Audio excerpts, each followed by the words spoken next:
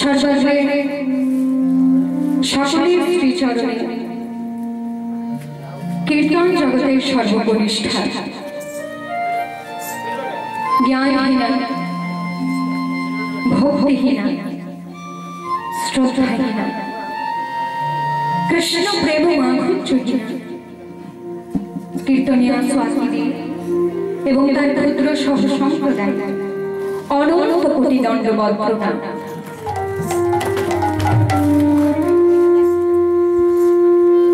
জানি না এই পথের পথমর্যাদা কতখানি রক্ষা করতে পারবে, তবে আপনারা সকলে দুহাত ধরে আশীর্বাদ করুন যেন এই পথের পথমর্যাদা কিঞ্চিৎ রক্ষা করতে পারে। লীলা প্রারম্ভে আসুন আমরা সকলে উলুধ্বনি জয়ধ্বনি দিয়ে আজকে এই হরিনাম সংকীর্তনের শুভারম্ভ করি। নিতাই গৌর হরি বল, হরি বল, হরি বল। নিতাই গৌর দুটি ভাই যারা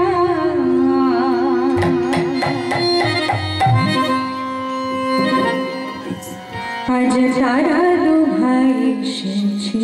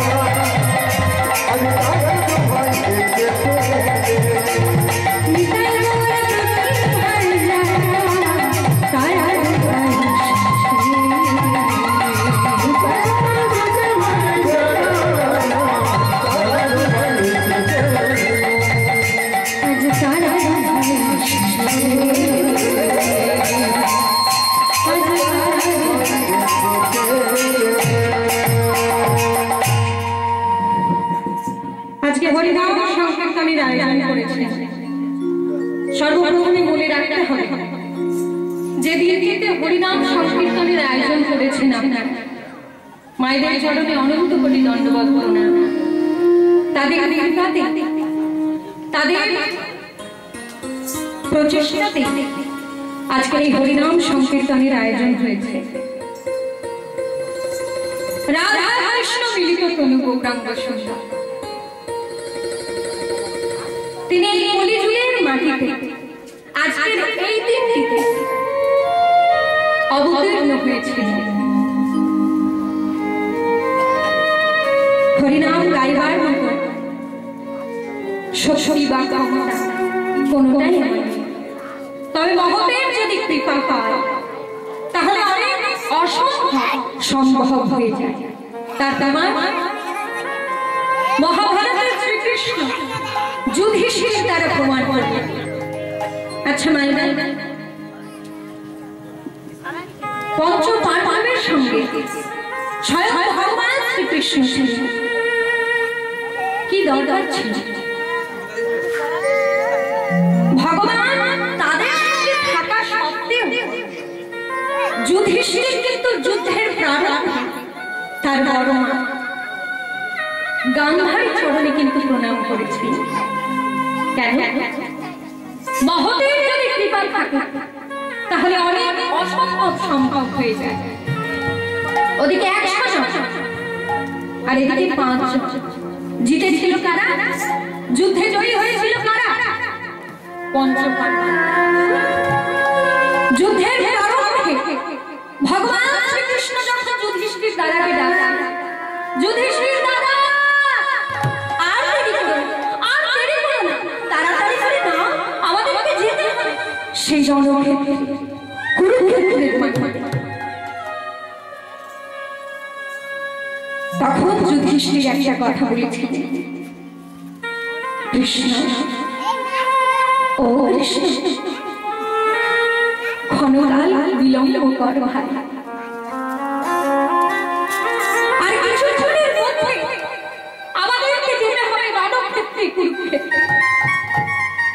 কৃষ্ণ তুই একবার আমায় অনুমতি দে, আমি একবারের জন্য আমি আমার বড় মার কাছে গিয়েই চলে আসব।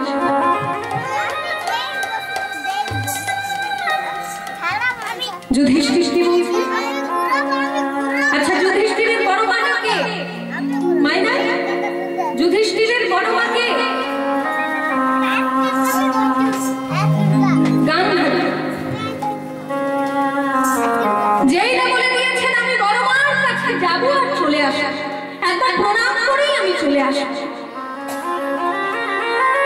এই কথা শোনা মাত্র কৃষ্ণ চোখ দাদা, তুমি যুদ্ধের আগে তোর বড় মাকে কেন প্রণাম করতে যেতে চাইছো? লক্ষ্য করুন মা, এই হলো ধর্মপুত্র যুধিষ্ঠির। তার চরিত্রটা কেমন ছিল? এই জীবনের চলার পথে কেউ যদি যুধিষ্ঠিরকে অনুসরণ করতে পারে তার জীবনটাই বদলে যায়। কেন জানে না? একা সশরীরে স্বর্গে গিয়েছিল, কিন্তু বাবা 5 মিনিটের জন্য তাকেও কিন্তু নরক দর্শন করতে হয়েছে। ওই যে একটা কথা, অশ্বত্থামা হতবানী ইহার আমি সত্য জানি, ইতি গজব পড়ে গেল রণে। শুধুমাত্র এই কথাটার জন্য যুধিষ্ঠিরকে 5 মিনিটের জন্য নরক দর্শন করতে হয়েছে, নইলে কোনোদিন দর্শন করতে হতো। একাই সশরীরে স্বর্গে গিয়েছে। তার চরিত্রটা কেমন ছিল? তার স্বভাব কিরকম ছিল? বলছে কৃষ্ণ তুই একবার আমায় অনুমতি দে, আমি তোকে কথা দিচ্ছি, আমি আমার বড় মার কাছে গিয়েই চলে আসব। এই কথা শুনে কৃষ্ণ চমকে উঠল, দাদা যে বড় মা ভগবানের কাছে মানত করে কবে যুধিষ্ঠিরের মরণ, যে বড় মা ঠাকুরের কাছে মানত করে কবে পঞ্চপাণ্ডবের মৃত্যু হবে, আর যুদ্ধে যাবার আগে তুমি সেই বড় মাকে প্রণাম করতে যেতে চাইছো? যুধিষ্ঠির বলল, কৃষ্ণ আমি জানি আমার বড় আমার ভালো চাই না, ভগবানের কাছে মানত করে কবে যুধিষ্ঠিরের মরণ হবে, কিন্তু কৃষ্ণ সে যে আমার বড় মা, সে যে আমার মায়ের থেকেও বড়। হ্যাঁ গো মায়েরা, আমরা মায়ের থেকে বড় জায়গায় দিতে পেরেছি আমাদের বড় মাকে, পারি, কিন্তু যুধিষ্ঠির দিয়েছে। কৃষ্ণ, ও কৃষ্ণ, সে যে আমার মায়ের থেকেও বড়। যুদ্ধে যাওয়ার আগে যদি আমার বড় মাকে প্রণাম না করে যায়, তাহলে আমি যে যুদ্ধে জয়ী হয়ে ফিরে আসতে পারব না। তুই একবার আমায় অনুমতি দে, একবার আমায় অনুমতি দে কৃষ্ণ, আমি আমার বড় মাকে প্রণাম করে চলে আসবো। এই কথা শুনে ভগবান শ্রীকৃষ্ণচন্দ্র মৃদু হেসে বলছে, দাদা আমি জানতাম, আমি জানতাম তোমার স্বভাব এইরকম, তোমার চরিত্র এইরকম ধারা। বেশ, তুমি যাও, তবে দাদা তুমি কিন্তু বড় মাকে প্রণাম করেই চলে আসবে।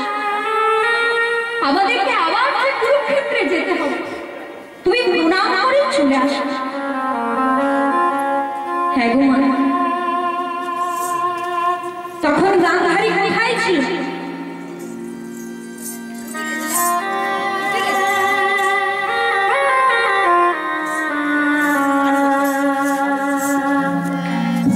যখন যুধিষ্ঠির গান্ধারীকে প্রণাম করতে গেছিল, তখন তার বড় মা কোথায় ছিল?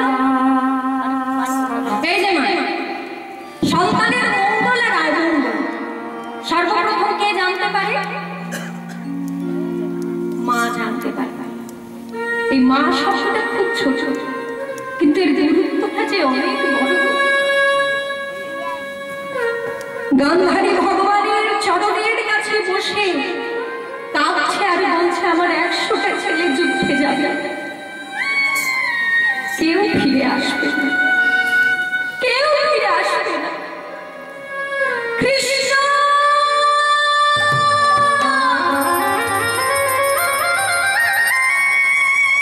যেই না ভগবানের চরণে কাঁদছে গান্ধারী, এমন সময় পেছনে উপস্থিত হয়েছে প্রণাম করবার জন্য যুধিষ্ঠির। বড় মা,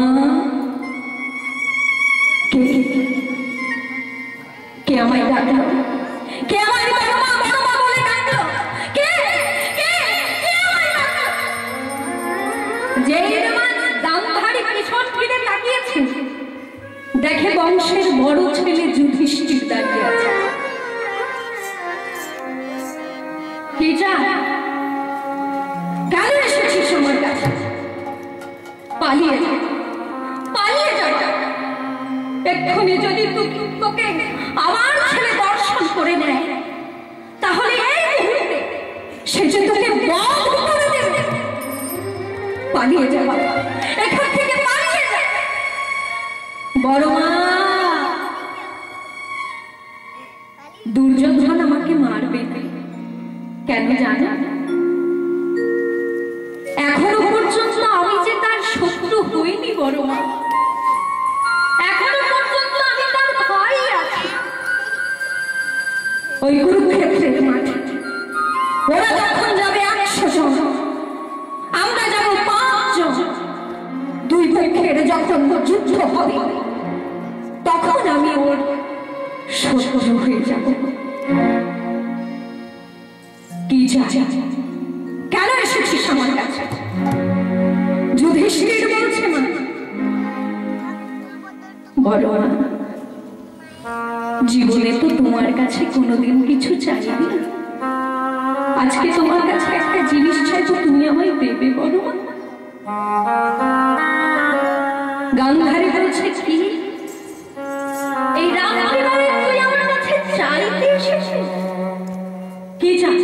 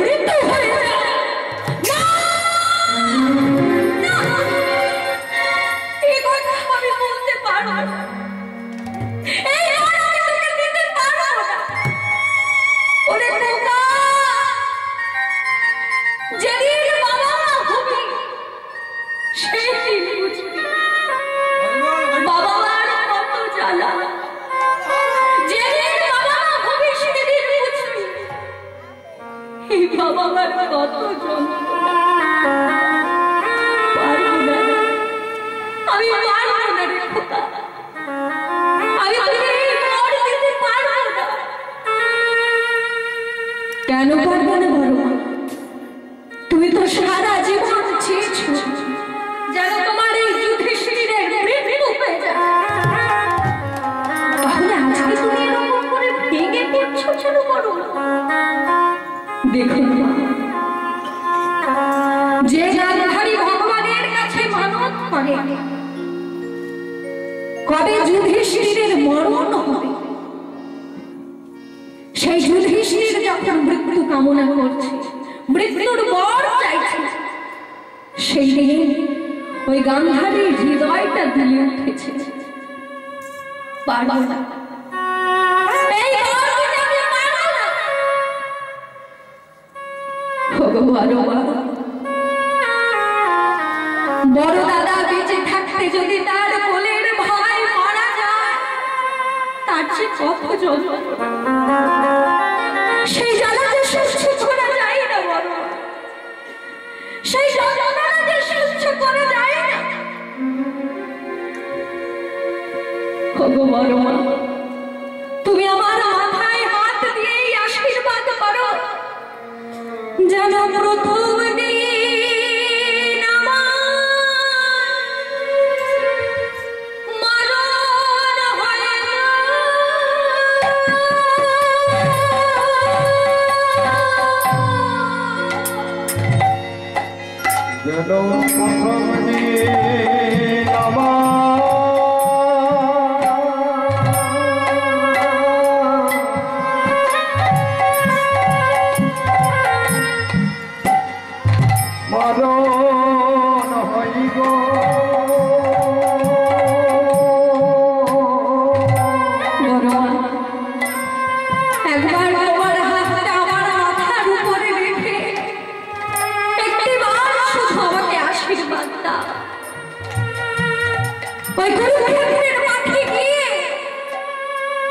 যেন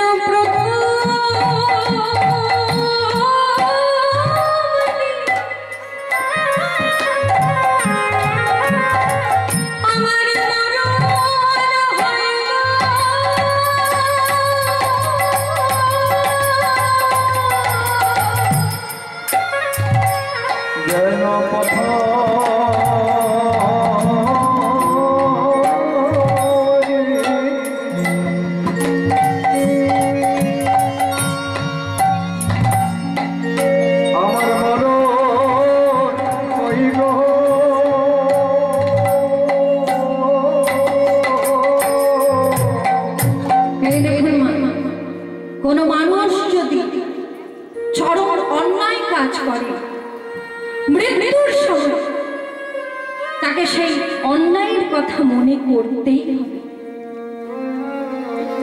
অনেকে থাকে দেখবেন মরার সময় প্রকাশ করে দেয় যে আমি অমুকের সঙ্গে এই অপরাধটা করে ফেলেছি, আর যারা বলতে পারে না তাদের নয়ন লক্ষ্য করে দেখবে অবিরল বাণী পরিশ্রম। যখন ক্ষমতা ছিল তখন অন্যায়গুলো করেছে, কিন্তু অন্যায়গুলো আর মনে থাকে না। কিন্তু মৃত্যু যখন হয়ে যায় তাকে অপরাধের কথা মনে করতেই হবে। আজকে গান্ধারী মনে মনে অনুতপ্ত হচ্ছে, খোকা রে, তাই খোকা, যে বড় মা তোকে কোনোদিন সহ্য করতে পারে না, যে বড় মা ঠাকুরের কাছে মানত করেছে কবে যুধিষ্ঠিরের মরণ হবে, আজ সেই বড় মা তোর মাথায় হাত দিয়ে তোকে আশীর্বাদ করলাম, যথা ধর্ম তথা জয়, অধর্মের হবে না। তুমি করো কি? যেই দামা গান্ধারী যুধিষ্ঠিরের মাথায় হাত রেখে আশীর্বাদ দিয়েছে, যে ধর্মে যে পক্ষে ধর্ম থাকবে সেই পক্ষের জয় হবেই হবে। পেছনে দাঁড়িয়ে ছিল দুর্যোধন, এই কথা শোনা মাত্র চিৎকার করে বলে উঠল, মা ও তোমার ছেলে নয়, ও যে তোমার শত্রু। আর শত্রুকে তুমি এই আশীর্বাদ দিলে, যথা ধর্ম তথা জয়, অধর্মের হবে খোকা রে খোকা। আমি তোর মা হয়ে তোকে বলছি, বন্ধ করে দে এই রক্তের খেলা, খেলতে যাস না খোকা। আর এই রক্তের খেলা খেললে আমি তোর মা হয়ে তোকে বললাম, তুই পরাজয় হবি। কিন্তু কথা শুনল না দুর্যোধন। মায়ের কথা অমান্য করে সেই 100 জন সন্তান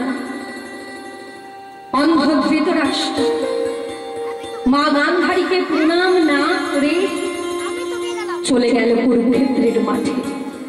তাহলে আপনারাই বলুন, যে সন্তান পিতামাতাকে প্রণাম না করে যুদ্ধে যায়, সেই সন্তান কি যুদ্ধে জয়ী হয়ে ঘরে ফিরতে পারে? আজকে যুধিষ্ঠির অন্ধ ধৃতরাষ্ট্রের কাছে গিয়ে দাঁড়িয়েছে। অন্ধ ধৃতরাষ্ট্র যুধিষ্ঠিরের সর্বাঙ্গে হাত বোলাচ্ছে। কি রে, দেখতে এসেছিস? যাওয়ার আগে আমাকে দেখতে এসেছিস? না জ্যাঠামশাই,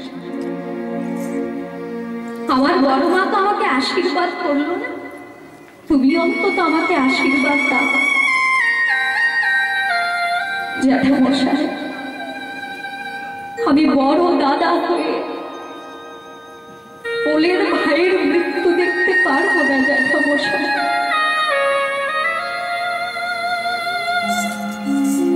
আপনি অন্তত আমাকে আশীর্বাদ দিন, যেন যুদ্ধে গিয়ে আমার মৃত্যু হয়ে যায়। হ্যাঁ গো,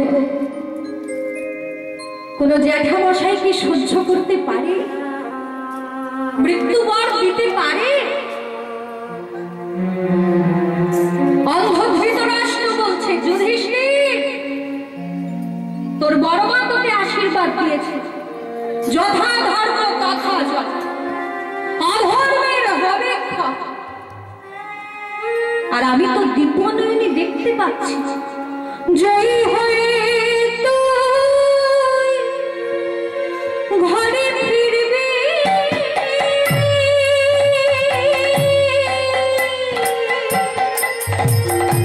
জয়ী হয়ে তুই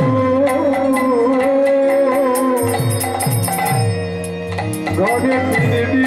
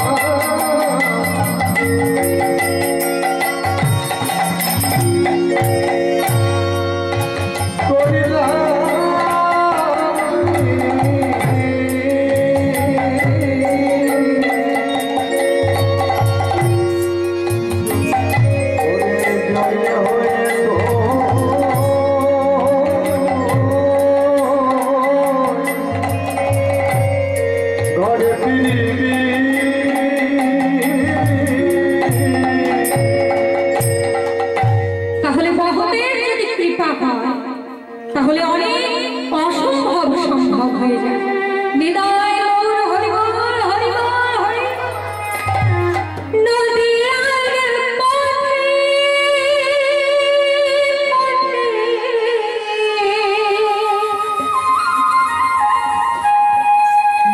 কৃষ্ণ